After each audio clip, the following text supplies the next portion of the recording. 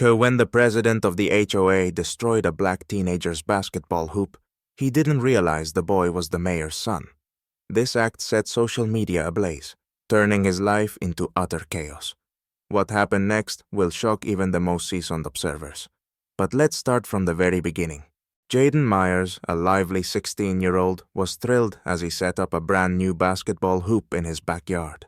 After weeks of saving, he'd finally purchased it, dreaming of long practice sessions to inch closer to his goal of earning a sports scholarship. His younger sister Chloe stood nearby, filming every moment on her phone to share on social media. The rhythmic thuds of the basketball against the concrete caught the attention of their neighbor, Harold Whitman, a 52-year-old president of the HOA. Known for his strict enforcement of community rules, Harold peeked out from his window, his expression souring as he noticed the hoop. To Harold, who prided himself on maintaining the respectable appearance of the neighborhood, the hoop was a glaring violation. Without wasting time, Harold marched to the Myers house. The unanswered doorbell, Jaden's parents were at work, only fueled his frustration. Determined, he strode into the backyard, his cane striking the pavement as he approached. "Hey, kid!" he shouted, addressing Jaden, who was focused on his practice. "Don't you know the rules? That hoop doesn't belong here. Take it down immediately." Jaden paused, turning to Harold with a calm demeanor. "This is our yard. We're not breaking any rules. I'm just playing." But Harold wasn't satisfied. His face turned crimson with anger as he yelled, "You don't know who you're messing with! I'm the president of the HOA. Around here, everything goes by the rules. If you don't take it down, I will." Standing off to the side, Chloe instinctively began recording on her phone.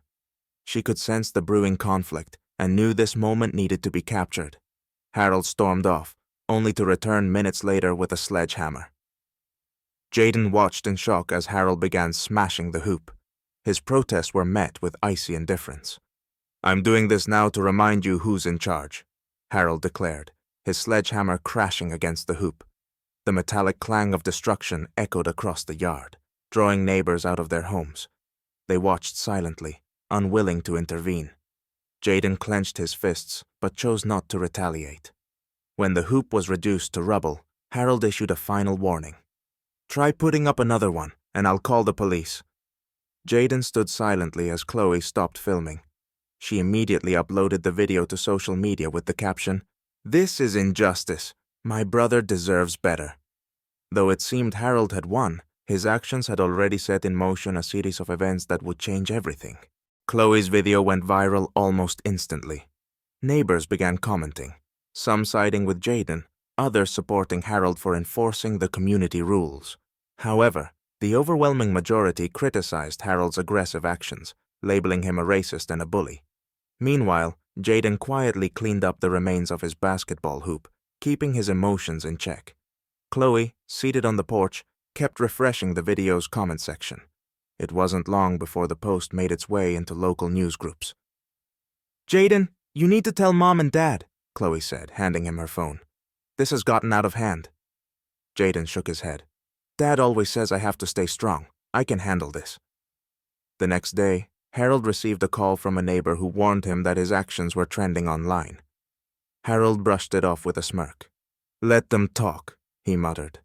"I'm just upholding the law." But things began to spiral. Chloe reached out to her friends at school, who shared the video widely, calling for support for Jaden. Soon, local reporters caught wind of the story and arrived in the neighborhood to investigate. When the first journalist pulled up outside the Myers house, Harold realized the situation was bigger than he'd anticipated. Approaching the reporter, he attempted to spin the story in his favor. "This isn't about race," Harold insisted, sweating under the camera lights. "It's about following the rules." However, the journalist had already interviewed neighbors, one of whom revealed Harold's history of targeting black families in the community. That evening, when Jaden's father, the city's mayor, returned home, he immediately sensed the tension. Jaden tried to maintain his composure, but Chloe handed her tablet to their father. "Is this true?" the mayor asked, his voice low and firm. Jaden nodded. The mayor watched the video in silence before standing up. "We're not letting this slide. Tomorrow, I'm addressing this man." As he contacted an attorney to review his family's rights, the story aired on the evening news. The conflict was no longer a private matter. It was a community issue, and an inevitable confrontation loomed. The next morning, Harold Whitman awoke to a flurry of phone calls. His phone buzzed non-stop with messages filled with criticism and demands for his resignation. Social media was ablaze with outrage. Chloe's video had made the morning news, where journalists dissected the incident, tying Harold's actions to racism and abuse of power. When Harold turned on the TV, his face turned pale as the news anchor described his behavior as an affront to democracy and equality. Meanwhile, at City Hall, Jaden's father was preparing for a meeting with Harold.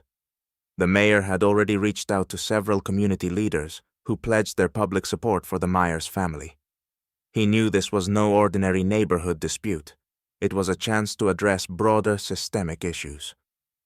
Harold, both furious and embarrassed, arrived at the mayor's office, determined to justify his actions. "This isn't my fault," Harold began, sinking into the chair opposite the mayor. "We have rules. I was simply following the HOA charter." Mayor Myers listened attentively, letting Harold finish without interruption. Then, with measured calm, he placed a tablet on the desk, displaying Chloe's video. "Apparently, you forgot this video has sound," the mayor said, his tone sharp. "Not only did you destroy my son's property, but you also made remarks that are blatantly racist." Harold's face went even paler. "I didn't know he was your son," he stammered. "And if he wasn't?" the mayor countered, rising to his feet. His voice remained icy. "Would your actions have been justified? You've humiliated residents you're supposed to protect, abusing your position for personal vendettas." The meeting ended with Mayor Myers announcing that he would initiate an internal investigation into the HOA. Additionally, he invited journalists to a press conference where he planned to publicly denounce Harold's actions. Outside, protests were gaining momentum. Young people carrying signs gathered outside Harold's house, chanting, "Justice for Jaden." On social media, activists launched the hashtag #HoopsForEquality, which quickly began trending. Harold realized that public opinion had completely turned against him. Streets and social platforms alike echoed calls for his resignation, while his face appeared on countless posts tied to the viral hashtag. Even members of the HOA board started discussing the need for his removal. That evening, Mayor Myers called his son. "Jaden," he said, his tone firm yet encouraging. "We're doing this not just for you, but for every kid who might face something similar. Be ready. This is only the beginning." By nightfall, Harold sat in his darkened living room, his phone turned off to avoid the incessant backlash. On TV, commentators discussed his history of conflicts with other neighbors.